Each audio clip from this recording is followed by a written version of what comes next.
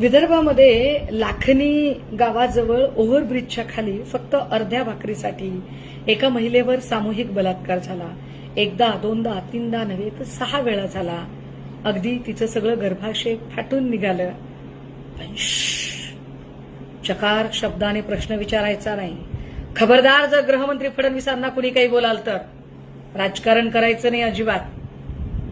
वसईमध्ये दिवसाढवळ्या एका तरुणाने एका तरुणीला हातोड्याने मारहाण करत तिचा जीव घेतला. प्रश्न नाही विचारायचा, राजकारण करायचं नाही. येरवड्यामध्ये वर्किंग वुमन असलेल्या स्त्रीला ऑफिसमधून खाली उतरताना एका माणसाने भर रस्त्यात भुसकून मारले. पाक कायद्याची ऐशी की तैशी. खबरदार, जर फडणवीसांना कोणी प्रश्न विचाराल तर राजकारण करताय का तुम्ही? अजिबात राजकारण करायचं नाही. परभणी जिल्ह्यातल्या पाथरी सोनपेठ जवळ अवघ्या 6 वर्षाच्या लेकरावर शाळेतल्या शिक्षकानेच बलात्कार केला आणि अँटिसिपेटरी बेल घेऊन त्याला अटक होण्याच्या आधी तो सुटला सुद्धा. पण राजकारण करताय? अजिबात राजकारण करायचं नाही आणि फडणवीसांना कोणी प्रश्न विचारायचे नाही. बदलापूरमध्ये आपटे नावाच्या माणसाच्या संस्थेमध्ये गैरप्रकार घडले. एका चिमुरडीवर अत्याचार झाले. पण तुम्ही एफआयआर करण्यासाठी उन्हातान्हात बसता, राजकारण करता, आपटेवर केस व्हायची भाषा करता. अजिबात बोलायचं नाही. राजकारण करू नका या प्रकरणाचं तुम्ही.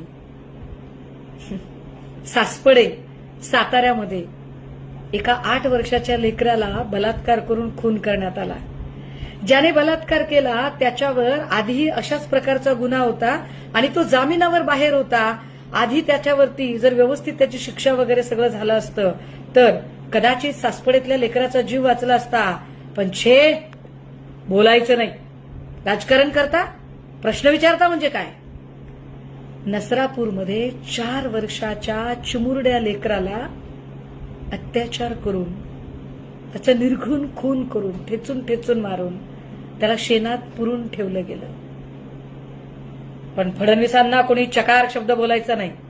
अजिबात गृहमंत्र्यांना प्रश्न विचारायचे नाही. राजकारण करता? गृहमंत्र्यांना प्रश्न विचारणं म्हणजे राजकारण असतं.